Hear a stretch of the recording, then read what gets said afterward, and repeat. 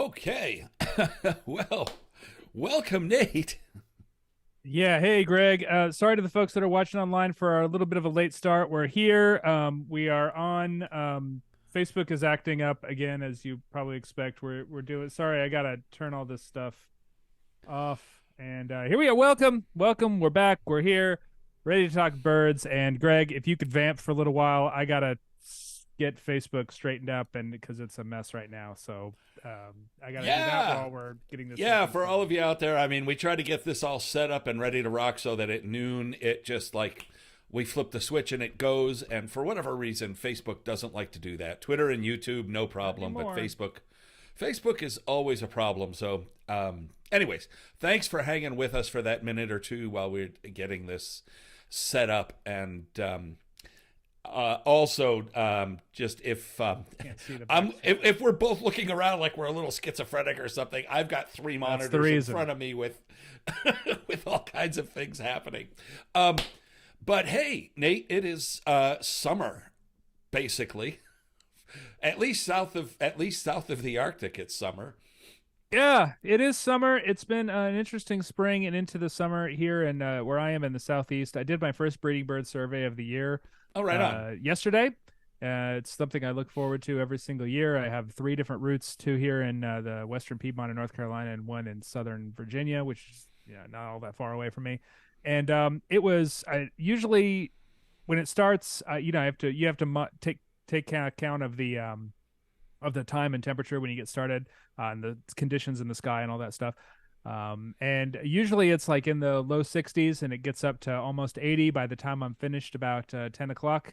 Uh, Yesterday it was 59 degrees when it started, and it was 59 degrees when it ended. And it was a very odd breeding bird survey for me here in North Carolina in the southeast. But the birds are So, do you still think singing. They were that's out. It was a little drizzly, but yeah, I think it's El Nino, right? It's the El Nino year, it's making El Nino? Do everything you think different. that the Canadian smoke is playing into that a little bit and keeping things a little cool? That's a good The question. I high have no altitude idea. smoke. We have not seen it here where I am in the southeast. They're reporting it in some of the bigger cities now, in Raleigh and Charlotte. They're saying Yeah, watch out for it. But where I live, I haven't seen anything. It's because a it's been beautiful day outside where I am. But how about you in Chicago? Have you seen the well. We've Canadian had a smoke? we Sounds like have, a and it's whiskey been. brand, Canadian smoke. I have to go to the dispensary and see if I can get some of that. Um, Right. Ooh. um, it's been a weird week or so because it's been cooler than Yeah. normal. The winds that are blowing all that smoke down from Canada are bringing us cooler air, but also it's that the color of the sky, even though it hasn't been overcast really that much, it's just this kind of grayish brown kind of blech, with a little blue tinge to it. But and you can definitely smell it, and if you've got asthma or allergies or anything, definitely uh, Yeah, that's wild. stay indoors as It's much as you can. it's just been a weird year for sure for all of us, and Huh. I think the weather conditions are off. The El Nino is a big year. I know things are always kind of weird whenever we get an El Nino year down here, but yeah, we'll see. The birds are still out. We're still getting plenty of birds, and we've got a lot of stuff to talk about We here. And I'll do. do a little. I'm still having trouble. I cannot get to the back channel stuff to see all the Well, details you of what's keep going and I'll keep going. So what we do here is, we yeah. run a bunch of Facebook groups, and one of them is called "What's This Bird?" And basically, what happens there is people post pictures or audio or written descriptions of birds they've seen, and the community identifies them for them, and that's it in a nutshell. And every couple of weeks, we pull out some of the more interesting ones or ones we want to talk about, and that's what we do here. And we also talk about anything that's happening across the ABA area or in the birding world. Um, and I have to say, this spring, at least for us, and I think we talked about this last time. Your spring also was kind of a bit on the slow side, but Yeah, I think, we talked about this last time. I think a lot of the birds took a more westerly route northward than they did this year. And yeah, just based on what we're seeing, it's been a little bit slower. though it does look like the birds are out there. They're just not right here. We have had an Yeah, interesting spring though. We just had a I don't know if you heard this, Greg. We had a Plumius vireo get I saw recorded that. in North And that's where I Carolina. was going with this. Wild record. Yeah, That's where I was going with this. This year for vagrants is like it's a wild spring for vagrants, it's been an interesting thing. and they keep coming. I mean, two large-billed terns in Florida. That's Yeah, just that's one of cuckoo. the first in like it's been the last record was in Nine, 1988 in yeah, New Jersey, so it's been almost 30 years since yeah, and more than the 30 first years one was since in Chicago in the 35. 40s, I Yeah, believe, if I yeah. remember right.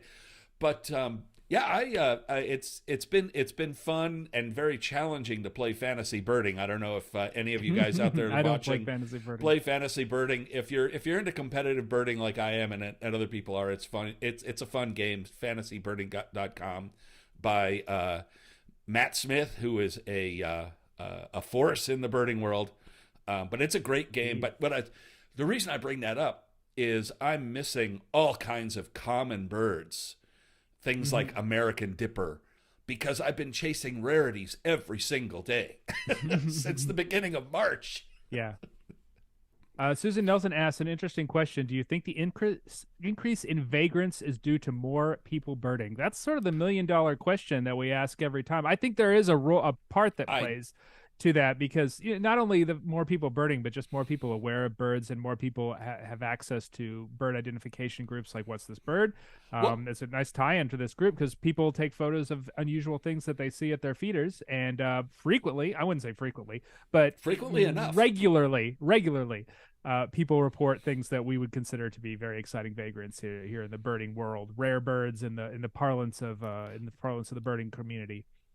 I would say there's two factors and they're intertwined. Mm-hmm. Um, Actually, they're basically the same thing, and that is digital photography, affordable digital Mm-hmm. photography, and well, three things: the These internet, doodads too. Yeah. the internet, Oh, this is and more phone. people doing it. Exactly. And What's This Bird is a Everyone fantastic carries a phone, and a camera in their pocket these days. Yeah. exactly. And What's This Bird is a great sort of proof of concept there that, as you said, Mm-hmm. regularly people post pictures like, what is this? I saw it in my yard, or I saw it, whatever. And it's something that would have never made it into the records That's exactly right. 15 That's years exactly ago. right. Never. Yep. Yeah, so I definitely Um, think that's happening. I think vagrancy has always been a phenomenon that birders have been aware of. I mean, people have been finding rare birds. As you said, Greg, the first ABA area large-billed tern was from the 1940s. And, it was at a place where people, well, no one had cameras then, but there's good sketches of it from that period and obviously very good written records. And Yeah. as cameras become more pronounced, as more people carry them around and have access to the internet to post them in groups, people are going to turn up more rarities. There's just more, the net is bigger. And the holes in the net are smaller. The net exactly, and the ability to prove what it was is much easier, much easier. Yep. Um, We got a little bit of a tangent. We went off for about 10 minutes. Thanks to That's everybody all right. for joining us. We've got a nice group of people. I got the Facebook Live dashboard working now, so we should be good to go. Hello to everybody who's visiting us. Hello to Branch Schoenberg and Deborah Tursky and Joseph Petra. These are all our YouTube watchers. Marsha Balestri, Christy Esbehan from Madrid, Spain. Hello, hola, I Hello. guess. It's in the evening there.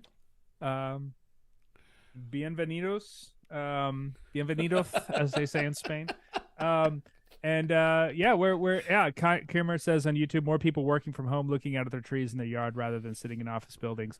That's another role. I think that's part of the reason we saw a lot of rarities during the COVID era, or just people getting into birding in the COVID era. We've got a lot of stuff to talk about, Greg. I don't want to spend any more time vamping. So even though we're happy to talk about birds at great length.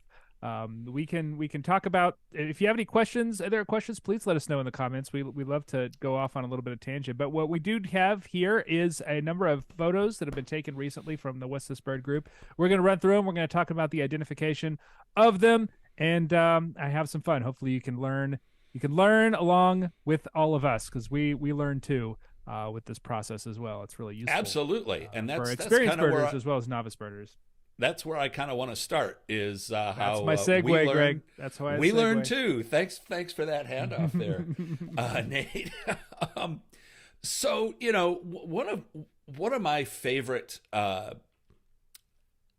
quotes. We all have favorite quotes, but one of the things that sticks in my head is a quote by Pete Dunne, and it's from a book of his. I can't remember the title. It's from 2003, and he says the difference between a beginning birder and an experienced one is that beginning birders have misidentified a few birds, but experienced birders have misidentified thousands. Oh, And that is one of the things that I love most about birding is that it keeps you sharp, but it keeps you humble. Because no matter how good you think you are, no matter how far down the rabbit hole you are, no matter how many hours and days and years of field experience, a common bird is going to completely befuddle you, and you learn. I mean, I've been doing this 50 years, and that happened last week here. And birding is hard, but it's a lot of fun. So I want to revisit this one from last week. This is from Braddock Bay, New York. When I saw this bird, I drew an immediate conclusion based on the colors. And that conclusion was a female cerulean warbler. And after discussing it for the last couple of weeks, I am convinced that it is a Philadelphia vireo, which is what Nate's take on this bird was. Immediately, he put it up. He's like, "That's a Philly vireo," and I'm like, "I don't know about that." And I don't know if you remember the internet meme and thing that's been going around you remember the dress, Nate? yeah, yeah. The blue, black, blue dress, white, blue black, gold. white dress, gold, all the stuff. Yep. Right. So you either saw it one way, you saw it as a white dress with gold stripes or banding on it, or you saw it as an overexposed black dress with blue stripes. And it seems impossible that you could confuse those two things, but half the people who looked at it were like, it's a white dress, and the other half looked at it like, that's a black dress. And that's what happens here. Once you see something one way, it's really hard to unsee it. That's exactly true. I've been in that situation here in this spot many times, Greg. So I'm not going to gloat too much over getting this one right. But yeah, we talk about this all the time. Identifying birds from single photos can be very confusing and difficult, and it's a little bit different than identifying birds in the field. And Tim Callback says, "I'm convinced the colors are skewed on the Philly vireo image." Yes. That is agreed. That is what drew. That is what I mean. Yep. I looked at the colors of the bird, but then I also looked at the colors in the background, especially the grays on the branches. Yeah, it's very vivid. And those colors, the grays in the branches and stuff, are not really off by that much. But the colors on the bird itself are pumped and skewed. Yeah, you can see some of the green in the background. The foliage looks oversaturated. It's a little oversaturated, yeah. But the colors on the back of this bird are extremely close to a cerulean warbler, but agreed, not really close to a Philadelphia vireo. Yeah. However, more teal. Yeah, especially like in the wing panel and the head, and it just looks like the grays have been shifted to blues, and the greens have been deepened and oversaturated. But anyways, so just wanted to get back on this one. It's a Philadelphia vireo. If you were watching last time and you're kind of confused by that one, it's a Philly vireo. So chalk that. I'll take the point, but I'm going to give it back to you at some point in the future. I guarantee it. All right. So this next one comes to us from Oregon. It's kind of a Western theme. Colors that look a little weird. The colors seem a little off for me on this one as well. That's a weird mockingbird. It looks like it is look like a weird mockingbird for sure. there are some things that don't work for Mockingbird for me. It doesn't have any white panels in the wings and the tail, which you typically see with northern mockingbird. Not in all mockingbirds, but certainly our Right. northern mockingbirds that we see. And it looks a lot more brown than our northern mockingbirds are. But in the right light, sometimes a northern mockingbird can be kind of grayish brown. Bill looks awfully long. This looks like a bird that is like a halfway between a northern mockingbird and any of our toxostoma thrashers. Yep. It's like halfway. It's like halfway between. It is, and again, and using status and distribution among that family and birds that look like this, there's really not a whole lot of choices in Oregon. Yeah, this is Eastern Oregon, the high plains, Yep, the Great dry Basin, part of Oregon. Yeah, and yeah, a few things here we can see too is that it's the general color is kind of like a pale brown, but there's some streaking yeah. that we can see on the There's definitely some underside. streaking on right above the legs. The face Yep. looks kind of muddy, dirty. Mm-hmm. And so we'll just cut to the chase here. This is a sage thrasher, Sage and thrasher. Interestingly enough, it's not all that closely related to the thrashers that a lot of people are familiar with. Things like brown thrasher, California thrasher, long-billed thrasher, curve-billed thrasher, things of that nature. mhm. It's its own genus, and taxonomically, it is sort of halfway between mockingbirds and the traditional thrashers. Another name for it might be sage mockingbird or Sure. something like that. It's I think it might even be more closely related to the mockingbirds than it is to the thrashers. But in any case, A- it's very much like right in the middle between them, and And this one, song and behavior and especially morphologically the way it looks. yeah, and this particular, whoops, uh, let's see here, sage thrasher. Yeah, this particular bird is molting. Its feathers are kind of beat up. So if you Mm-hmm. look at the field guide, which I'm looking at here, just reference to make sure that I get everything correct. Um, one of the things Sibley says is that sage thrasher has crisp white wing bars. That's like the first thing you see, Hmm. and it's something you Not got a to lot on remember, this one. especially in summer, birds are White molting, wears. Yeah. and the white Um, wears off. And Yeah, here's a little. white is lack of melanin in the feathers, and those feathers tend to be much weaker than the feathers. So melanin is a strengthening agent in addition to Yep, being a coloring agent, which is why so many white birds have black wingtips because those are the it's side exactly of where the I was going. part of the bird that gets. Oh, all right. Well, look, we're on the same page here. We But usually yeah, are. so that white, especially in birds that are not wholly white, gets worn off in worn feathers post breeding. Sometimes you don't always see it. Yep, exactly. And that's also how some birds, like snow bunting, for example, it's got Mm-hmm. the pale fringes on the feathers, and over the course of the winter and into the spring, those pale edges wear off, and Yeah, European starling. and the white tips Rusty on the feathers blackbird. Mm-hmm. exactly that leave the bird glossy black. Susan Nelson asks, how would you differentiate sage Good question. thrasher with a Townsend solitaire? Well, the first Question. two things, and hold on to that thought also, Susan, because anyway, you'll see in a little bit here. A couple of things that jump out. One, the bill is long relative Yep. to a Townsend solitaire, which has kind of a Which short, stubby, almost warbler-like bill instead of Yeah, kind of a they're long thrushes. Townsend thrusher. solitaires are thrushes, and Yeah. so they have that kind of a thrushy bill. Yeah. And another thing is the yellow eye, which we can see on this bird. Townsend solitaire has a dark eye with a bold white eye ring, and this bird does not show any hint of an eye ring. Mm-hmm. And the overall color is kind of brownish rather than Yeah. soft grayish. And Yeah, it's kind of a leaden gray for in Townsend solitaire, and I also yeah, sage thrasher is very much a bird of this kind of open country, brushy, sage habitat. I don't normally think of Townsend solitaire. I haven't seen a ton of Townsend solitaires. I live in the east, but it is it's much more of a kind of a conifer forest sort of bird. Though it does sort of like those edgy areas, not nearly as open as a sage thrasher like. Sage exactly. thrasher really does like sage land. It's a good name for it. Yep. It spends a lot of time on the ground running around. Like a little mini roadrunner. Mm-hmm. All right. Our next one from Olympia, Washington. It's Western Washington, not Eastern And Washington. So the yeah, other side, which is relevant actually. and The wet you can side of tell by Washington. all of the epiphytic growth on these branches here.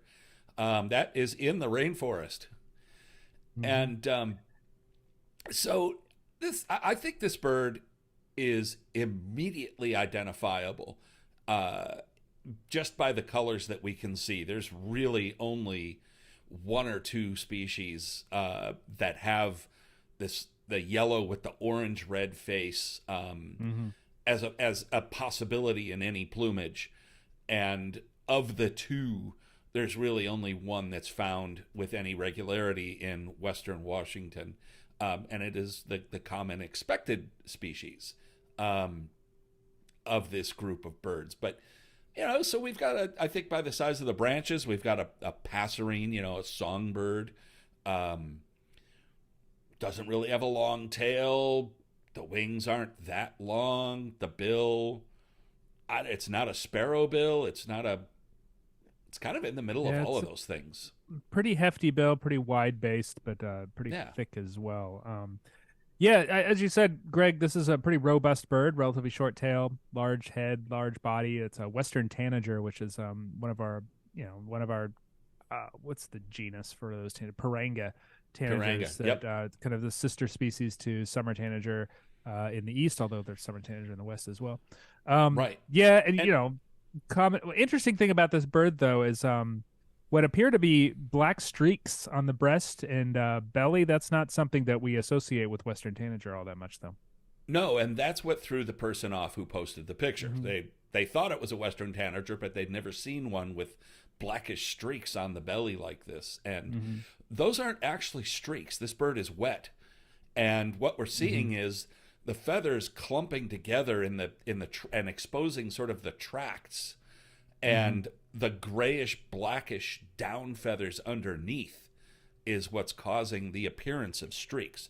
If this bird were Yeah. dry, you wouldn't see that at all.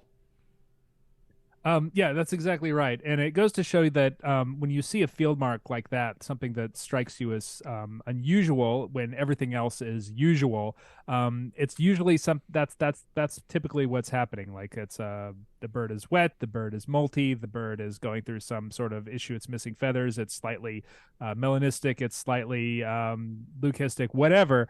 But it's why it's important when we're identifying birds that we're looking at a lot of different field marks, a number of different field marks, and not just one field mark to throw us off. So if we're looking at something that looks 9 out of 10 like a typical Western tanager, but that one little thing is off, then it's probably not. It's still probably a Western tanager with something slightly odd going on. In this case, the bird is wet, which Yeah. I imagine is not an unusual occurrence in Western Washington at all. Yeah. Now, on Facebook, Alex Cruz Jr. Asks, can we distinguish from flame colored tanager from this view? Not that one would be Mhm. likely that far north. Now, the first thing I was going to say is, well, the fact that this is in Olympia, Washington is a really good indication that it's not a flame colored tanager. Having Although said there, that, having said although that, this spring we just had one in Milwaukee, Wisconsin, Milwaukee, Wisconsin, yeah, which that's pretty well was pictured. quite a stunning thing. Going back to the vagrants we were talking about earlier, um, I don't really.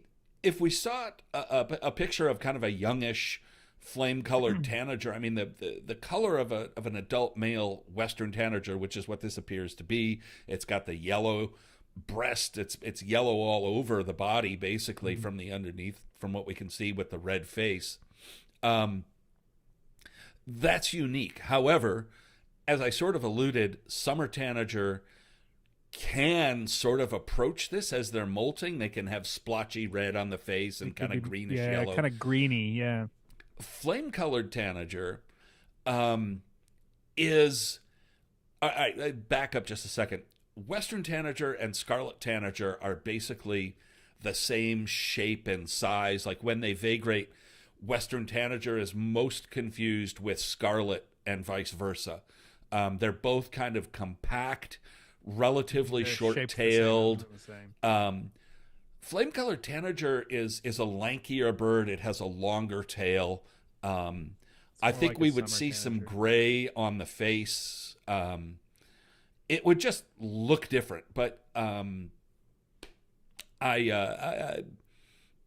it wouldn't present like this. It would just you would know like, okay, that's not what I'm used to seeing here.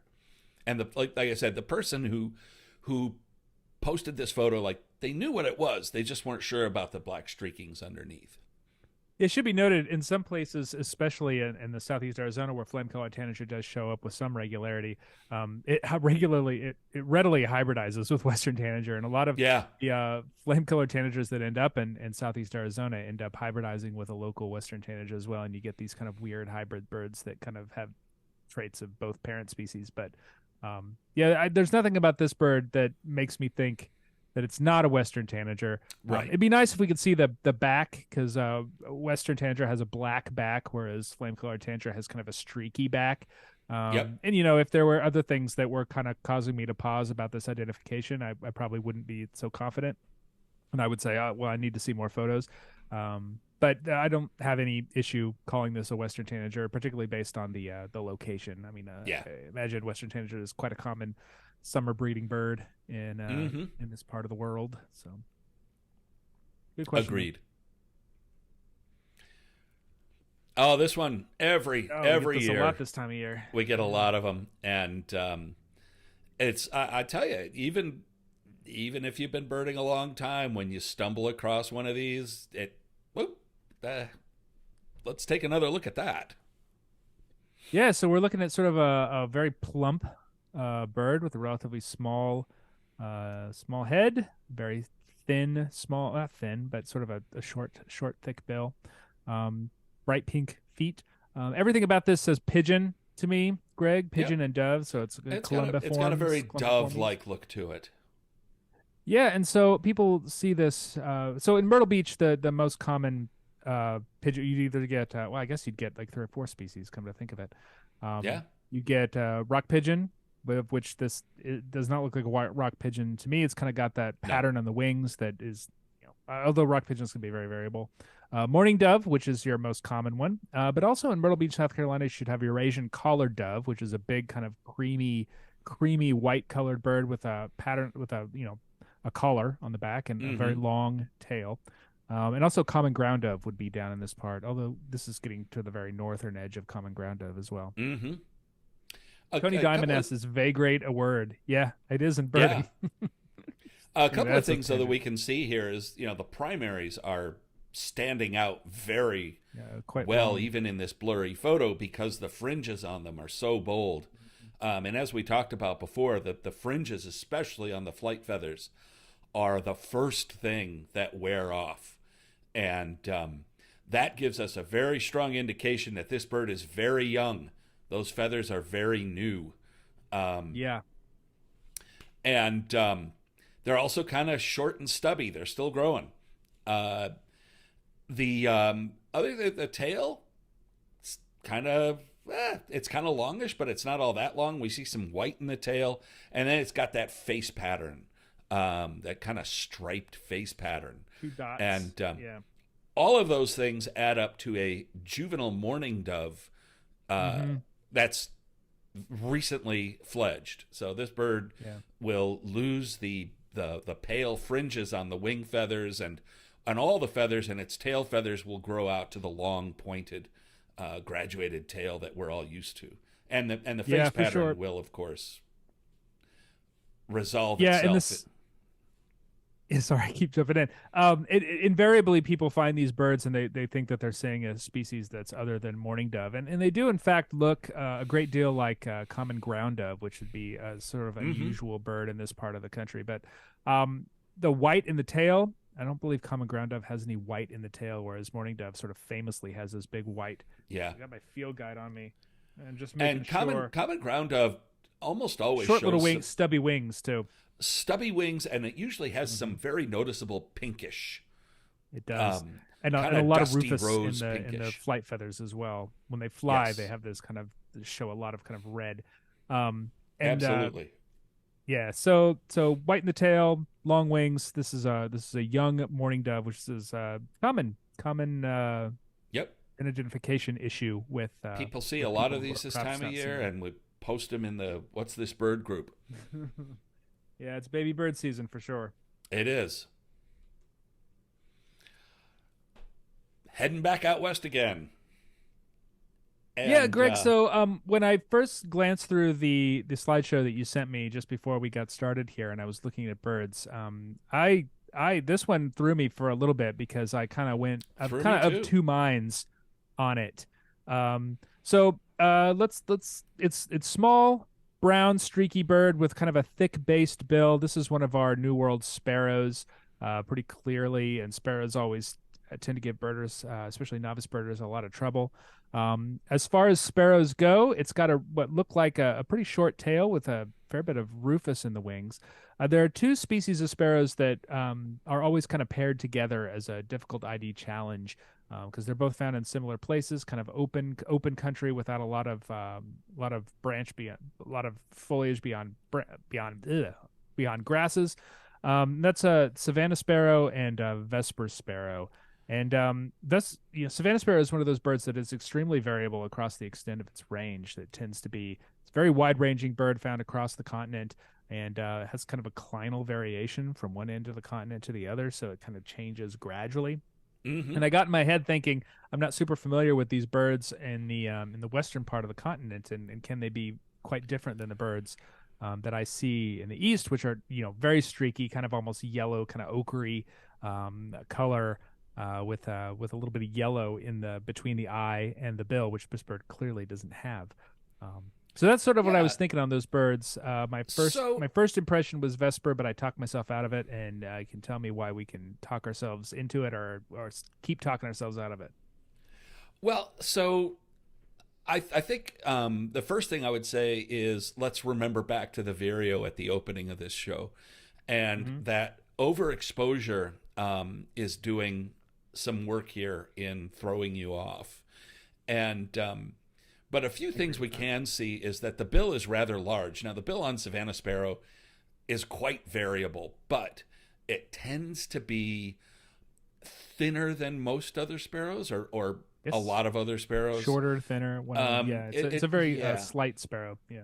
it is, and it tends to show more of an eye line, a supercilium. And as I say quite frequently, one of the things to look for on Savannah Sparrow most of the time, as birds are Mm-hmm. variable, is that the malar, and that is the white mark that comes off the Mm-hmm. base of the bill, which is quite apparent on this bird, um, and the supercilium are basically the same color and tone. Yeah. So if we look at like song sparrow, for instance, that's got kind of a buffyish or a whitish buffy malar and a gray supercilium. They're different Mm-hmm. color and tone. Now, in the case of vesper sparrow, the face is just plain, Very plain. except for Yeah. a little long spurish kind of black markings around the back of the auricular. Now, this is, excuse me, uh, Alex Cruz Jr. again pops in and says, "I see a rusty shoulder that might help."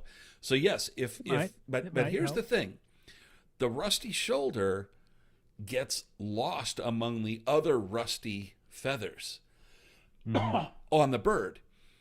And there's two things happening here. One is it's overexposed, and two, vesper sparrows molt in August and September, and they molt once a year, so that by the time June rolls around, they're looking pretty ratty. Yeah, those And feathers have been on him for almost a year. Yeah. exactly. So the bird in question here on the left is a vesper sparrow. And here's a picture that I took of a vesper sparrow a couple of years ago, about the same time of year, but a little bit earlier, about 3 weeks earlier, where Mm. we can see all of the typical vesper sparrow marks. We can see the white outer tail feather. Yep. We can see the kind of rusty shoulder. We can see the face pattern with the white malar, but really nothing else except that kind of long Yep. spurish kind of pattern on the auricular there. Um, but if we extrapolate that into a worn bird 4 or 5 weeks later and look at the bird on the left and take into consideration that the image is overexposed and the bird's feathers are bleached, Mm-hmm. we come up with Vesper sparrow, which is what both Yeah, of these birds are. and just two additional comments to add to Greg's points.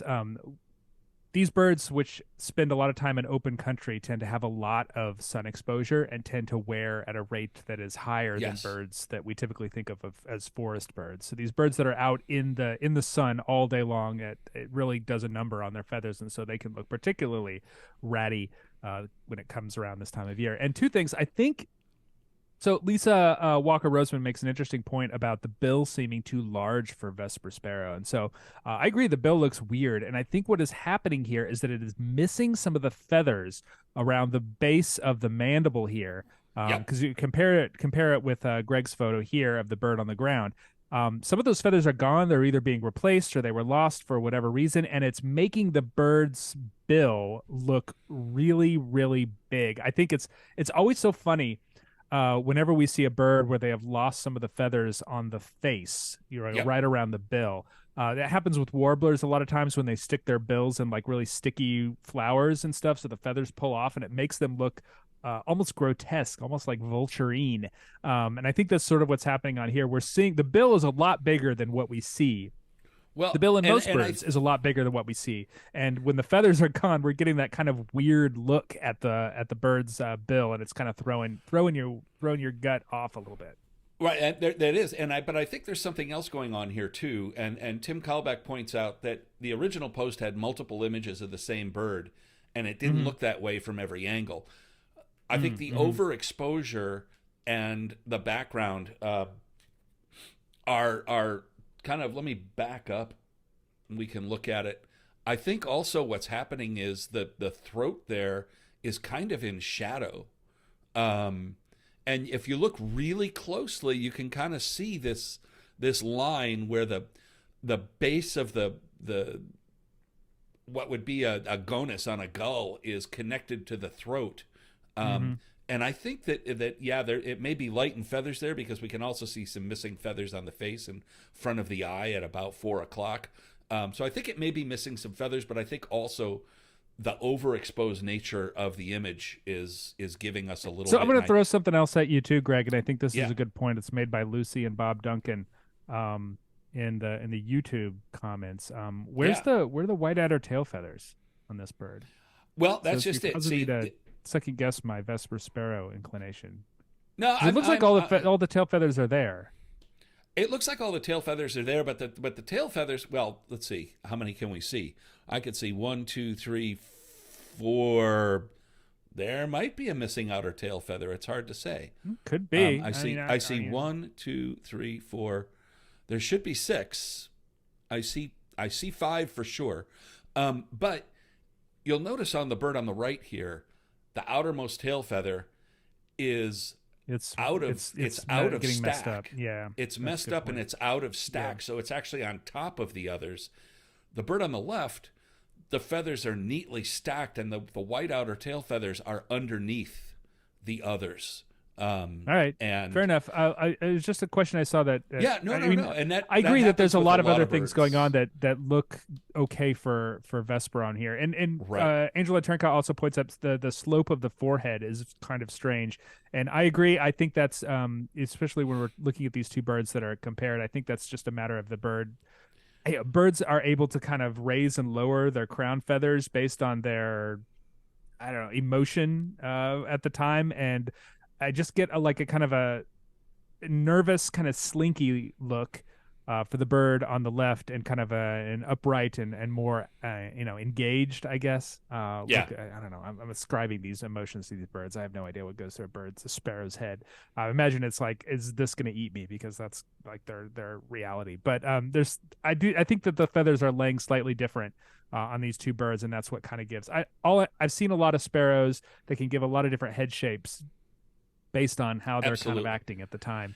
And That's something that can change at will to some extent. a couple of other points. One, Sam Rittenauer on Facebook points out the eye ring. Now, on the bird on the right, the eye ring is obvious, as you would expect with a Vesper sparrow. And again, the overexposed nature of the photo on the left is kind of making the eye ring hard to see. But if you look carefully, it's there. The eye ring is there. Yeah, I agree. The It's there. back part of the eye ring is a little bit missing. Again, this bird is in ratty plumage because those feathers will continue to wear for another month or two until this bird starts to molt and get new feathers. Mm-hmm. One other thing I noticed about Vesper sparrow while I was looking for this picture on the right that I took in Western Illinois a couple of years ago is that a Vesper sparrow, and this is something I have to research, but Vesper sparrow, the eye is placed a little bit higher up on the head Yeah, it and gives it a back. different look. Because I got a couple pictures of this bird, and if I knew where this conversation was going to go, I would have included one of them, where the bird is walking away from us, almost directly away, but you can see its eyes like a woodcock, and it's looking back at Yeah. us, and we could see it. And other sparrows don't really do that so much. I mean, especially when you get into things like song sparrow and things like that.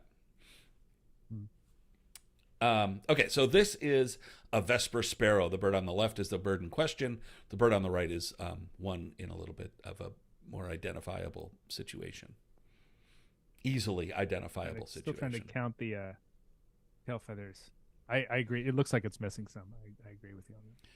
Well, I mean, it's either missing one or they're stacked. Yeah. But our next one comes from Colorado. Kind of. Sorry, I'm still looking at these. Okay, let's move on to this. Yeah, interesting thing going on here. We've got a little gray bird with some wing bars, mostly wide underneath. Looks like it's got some streaking all the way down the side, maybe a bit more dense up around the wing pit, as opposed to the flanks. Broken eye ring on this bird, small, thin, black bill. I definitely get a warblery vibe. Well, do you? From Because this the bird. person who posted this asked if I it do, might but- be a Townsend solitaire. Fair question. This bird looks all gray all over. I don't see too many streaks on a Townsend solitaire. No, And like proportionally, it just doesn't feel like a solitaire to me. Solitaire tends to have a very relatively long tail, and this tail looks a little bit short compared to this bird. But I can definitely see why someone might think Townsend solitaire when looking at this bird. It just doesn't say solitaire to me when I look at it. it doesn't. But let's take a look at that. And so here is a Townsend solitaire compared with the bird in question. And I mean, it's kind of long. It's kind of got a long kind of. The shape isn't that far off. Not too far off. Yeah. And the bill size and shape is not too far off. Yeah. Comparable. The for eye sure. ring, it's if you look in the field guide, Townsend solitaire has a bold eye ring, but again, feathers wear, and here's a Townsend solitaire with kind of a brokenish eye ring. Yeah. I think that the shape of the wing bar is quite a bit different. Well, see, here's on the- and bird in here's the question. thing. Oh, please go ahead. That it's not a wing bar, and on the bird in question, it's got what we call wing bars, and the wing bars Two are wing the pale, bars. Yeah. right, pale fringes on the wing coverts. So those are the sort of shoulder coverts feathers, and- the yeah. feathers that form the epaulet on a red-winged blackbird, for instance, are the upper wing coverts. And the pale tips on each one of those feathers creates the wing bars. But this bird on the left, the Townsend solitaire, doesn't have any of that. The pale is Yeah, actually like a wing the patch. base of Yeah. the primaries. And the inner all the way into the outer secondaries. So really, what you said at the beginning, that it gives you a warbler vibe, is correct. Yeah, solitaire warblers have a very distinctive shape. They're kind of pot-bellied. Oh, I guess Townsend solitaire is sort of pot-bellied as well. But like the proportion of the length of the tail to the length of the wings to the length of the body, it's just something that it stands out as warbler to me. I think of them as very, I don't know, they're small birds, but their proportions are very even, as opposed to something like a solitaire, which is has long-tailed bird, long-tailed thrush. If we're going to talk about which warblers are likely, it's gray. It's got a nice gray hood, the broken eye ring. I think, and maybe it's just my imagination, I think I see a little bit of yellow at that Definitely, at the definitely hinge see of the the wing. yellow there. Yeah, I don't know whether I'm actually seeing that or I'm imagining it in my head because of what everything else that I see. But this looks like a Nope, it's yellow-rumped there. warbler. Yellow-rumped warbler, but it's the western subspecies, we call Audubon's warbler. It is. Yeah, And, the couple of things that we can't quite see streaky on the back too. in this picture of Audubon's warbler because of the angle is Audubon's warbler has a yellow throat. This appears to be a male. Um, and it has a yellow throat and upper breast, Yeah, you just which, can't see it because it's kind of you know, turned away a little bit. Yeah, exactly. And then it's got a matching bit of yellow in the wing pit, as Nate said. in the wingtip. Um, Yeah. but then that kind of black splotch on the breast, which Mm-hmm. yellow rumped warblers across the spectrum pretty much have. And other things, the streaked back and the streaking on the flanks. Now, Townsend solitaire, when they're young, they're thrushes, so they get speckled. Mm-hmm. But they Like look very robins. much like a Yeah. young bluebird. They have this Yes. kind of Oh yeah, very much. speckly look to them, and they don't look like warblers really much at all. A They're long-winged pretty bluebird, long-tailed pretty bluebird. identifiable as thrushes, and really, yeah, I mean, a young solitaire, I think, would be most readily confused with a young bluebird. Yeah, Alex Cruz says, "Will they be split again?" Referring, of course, to yellow-rumped warbler, which were formerly considered two species: Audubon's warbler in the west and myrtle warbler Yeah. in the east. And has been. I mean, most birders identify them as two species. Audubon's warbler, even though it's just a subspecies, whenever it shows up in the east, is a bird that people are interested in looking for. Absolutely. I don't know. Some taxonomic authorities consider them to be two species. I think IOC does. Yeah. But AOS, which maintains the list of North American birds that the ABA uses and the federal government as well, still considers them to be one species. There was a proposal a couple of years ago that proposed to split them again because they segregate pretty well, Yep. even in the stable hybrid zone in eastern British Columbia. But it was not accepted. I don't know. I don't know. I can't. I mean, my gut my gut tells me that at some point they will be split. Yeah. But I haven't think that's taken a probably deep right. dive into the particulars. Where you draw the line on what is a species versus a subspecies is a very subjective thing, and always has been, and it Yeah. sort of changes based on the taxonomic winds that are blowing, and currently they are in favor of keeping it as one species instead of two. But it's definitely somewhere in the middle of that. Yeah. They operate as two species, but do they operate enough as two species? I don't know. I'm not a gene person, I'm not a taxonomist. So Yeah. I'll just Okay. identify 'em.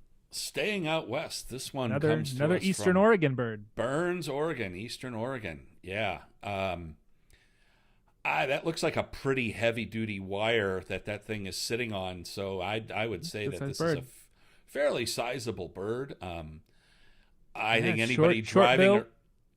exactly. I think anybody driving around out west would pretty quickly identify this as a hawk of some kind. Yeah, Looks like a hawk indeed. to me. It certainly looks like a hawk to me. It's got that short little curved bill. I can't really see the curve. I imagine. Yeah, you that kinda it's can. curved, but it's got a raptor bill. It's got long wings and a relatively short tail. So this would be, you go even further and say this is one of our Buteo hawks, our soaring hawks. Some other kind of interesting things going on. A little muddy the photo is, but you can still see a Yeah. lot of stuff here. It's not a ton of pattern on the back. It's got a cute little white chin. Yep, that's a key mark. Small bill, rounded head, and very long wings. Look at those wings. Bingo. The wing Long tips wings. stretch beyond and Buteos are long winged, short tailed hawks, but this is in particular a very long winged, short tailed hawk. It is. Those wing tips project beyond the tail. That's correct. And so here we have the bird we're discussing on the left, and here we have what it will probably be most likely confused with, but is just another dark buteo to compare it to. So we've got a red-tailed hawk, kind of a young, dark red-tailed hawk on the right. The hawk to which we compare every raptor Everything. in North America, the entirety of North America for the most part. So Nate, you pointed out that kind of cute little white chin there. That is a Mm-hmm. mark that is very often pointed out on Swainson's hawk, and Indeed. I think the kind of modeling on the back that you kind of alluded to is another point. The sort of darkish, unpatterned flight feathers that we can see, especially the wing, Mm-hmm. the primary feathers, um, and those long primary feathers that extend beyond the Very tail. long winged. Yeah. That is conclusive of Swainson's hawk. Yeah, And Swainson's hawk is a very distinctly shaped buteo or buteo, however you want to pronounce it. If we're comparing red-tailed hawk as the default buteo, which we should, it's very blocky. It's got long wings, but the wings typically don't stretch beyond the tail. It's got a big head, big square head, and a big bill. All those things are quite different from the Swainson's hawk that we see on the left. Swainson's hawk's kind of got a cute little rounded head, almost like a little parrot, and really long wings. You can see that when it's flying too. It's got a very distinctive shape. Much more absolutely, svelte, kind of biggest around up around the shoulders, and goes kind of very quickly angles down to tiny little feet and long wings, and it's just very distinctive when you see it. yeah, Perched. and You can see it out from a long west, way away. especially in a place like Eastern Oregon, um, another buteo that might come into play would be ferruginous hawk, which Hmm. has the full spectrum from almost pure white to almost pure black, and Hmm. underneath, and various shades of colors on the upper parts. It also has long wings, Hmm. but it is a hefty bird. It's our Yeah, largest. it's on the other end of the spectrum from the Exactly. red-tailed for sure. It's almost like an eagle. It's so big and heavy. It is, and it's got a bigger bill, and we can sort of see the gape on this bird, and that is the line of the mouth as it splits the Hmm. head. In ferruginous hawk, these ferruginous hawks, they catch prairie dogs. If you've ever Yeah, gotten a good look at jackrabbits. a Yeah, prairie dog and or a they're big. They it's just a they just hefty swallow the rodent. damn prairie dog whole. And Hmm. they got big wide mouths, and the gape goes all the way back to the back of the eye. Yeah, It's like that's quite different from Swainson's, which is it is primarily an insect-eating hawk. So they eat a lot of flying insects, locusts, cicadas, dragonflies. grasshoppers, Yep, dragonflies, those sorts of things. So they have like little dainty feet, which is why they look so slender at the bottom, and yep, little tiny bill because the things that they're eating are much smaller than even a red-tailed, which is very Catholic in its preferences. They will eat just about anything they can fit in their mouth, and very different from ferruginous, which, as you say, Greg, eats large rodents and rodent-like yeah, animals. yeah, yeah. So we have a Swainson's hawk here on the left. And I think this is our last one. We're coming up I hope so. on the Yeah, we're hour almost here, we're almost up with our um, even with our late start. and we're staying out on the Yeah, Sacramento. western side of the ABA area. So I don't think that we need to discuss the.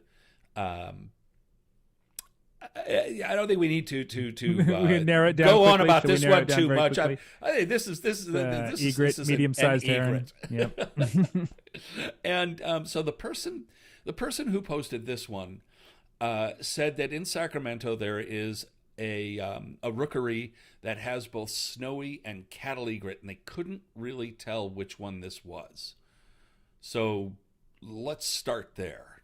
So those are our two, snowy and cattle egret. Well, that makes it relatively easy because there's this bird looks a lot more lengthy and lanky than a cattle egret, which is a very blocky sort of heron. And also, cattle egret has a orange bill, and this bird clearly does not have an orange bill. So if I would assume that it's snowy egret. In my head, I was trying to decide between snowy egret and little blue heron, but I don't think little blue heron is a super common bird in Northern California. So snowy egret would certainly be the default species, Right. And which if I we have no look, issue with that identification. Snowy egret looks fine to me. yeah, if we look closely, we can see the yellow feet or the golden slippers of a snowy egret here. Yeah, Um, yeah. but look It's at a little in the those shadow, but they are a different color. the long legs on the snowy on the left, and as Nate pointed out, the orange bill The cattle egret. Now, of course, this time of year, cattle egrets would show some buffy coloration on them, like the bird on Yeah. the right, the cattle egret. And of course, the cattle egret this time of year has yellow legs. Now, in the fall, that kind of bunch of those marks get thrown out the window because a cattle egret, the young birds are white like snowy egrets. They can have dark legs, they can have dark bills, but they have thicker. Yeah, the bills are the angle Yeah, the here. neck is shorter. I tried to thicker, find a the bird that whole was body kind of is. well, No, yes, it's and you can nice. also see that it's just a blockier bird. But I tried to find a comparison to look at the bill shape in this angle, and even though they're not perfectly aligned, you can still see that the snow egret has a Close enough. longer, thinner bill.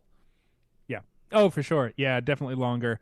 And the crazy plumes are very much a snowy egret thing. Cattle egret doesn't have Absolutely, nearly as especially on the back. expansive filaments as a snowy egret does. A lot of the other, snowy egret is just kind of excessively kind of feathery, stringy film feathers. Yeah, Yep, snowy egret on this one. No question about it. no question Um, about that. yeah. And yeah, so that's our birds for today. And we've got little. Well, we don't have a minute left. I was going to say if you guys have something you want to talk about, but I think we're kind of running out of time. We are indeed. So we will do the thing where we say, if you enjoy these sorts of programs, please consider joining the American Birding Association so we can continue to do them. We are a membership organization, and we enjoy helping people enjoy birding more. That's sort of what the ABA is all about. And part of that is doing these sort of little identification workshops that Greg and I do every other week. So please consider joining the ABA if you would like to help support us doing that. We'll be back in a couple weeks. And oh, hang on. Speaking of supporting us doing give a this, thumbs up. and Give a thumbs up if doing you're things, in YouTube. Smash that subscribe button. we are running our annual fundraiser, summer fundraiser, which we call the nesting season appeal, and it's primarily to run or to raise funds for our young birder program, which, as I said last time, I think is absolutely amazing. And boy, I wish something like that existed when I was a teenage birder. And this week coming up, we have a matching gift. So your dollars are going twice as far. I think we have a matching gift up to, I don't know what the dollar amount is, but it's fairly hefty. So go to aba.org, and right there on the front page, you'll see that Give Now button. Hit that thing until it feels really good, and your donation will go twice double. as far. Yes. That's right. And if you're interested in knowing when we do another one of these programs, we'll be back probably in a couple weeks. But if you want a heads up about 24 hours in advance, please sign up for our Flight Calls newsletter. You can do that on our website. Scroll down to the bottom, sign up for Flight Calls. We'll let you know when we're going to be doing this, so probably a couple weeks. I'm going to be in California next week. Oh, yeah. And there'll be an ABA community weekend in the Bay Area, in Oakland on Saturday and San Francisco on Sunday. Please sign up for that. You can get more information for that if you want to go birding with me, if you're a Northern California resident. I'm looking forward to getting some live birds out there. Chestnut-back chickadee should be in the bag. California quail. So we'll be out there. You can get more information about that on our website as well. And yep, if you go to aba.org slash well, you didn't have to just go to aba.org/on programs, and you will see the ABA community weekends. Just click on programs at the top of the page, and you will see that. And these are, I don't know if Nate mentioned it, but these community weekends are free. We're coming out to hang out with 100%. You guys and go birding with you. And so, yeah, come out and join us. All you have to do is sign up, and then everything's free. Free. Yep. Free. Alrighty. All right. Anyway, we'll see you in a couple weeks. Please continue to enjoy What's This Bird. Thanks to all our members and our admins and all the people who make that group run. We will see you next time. Otherwise, bye-bye. Bye-bye.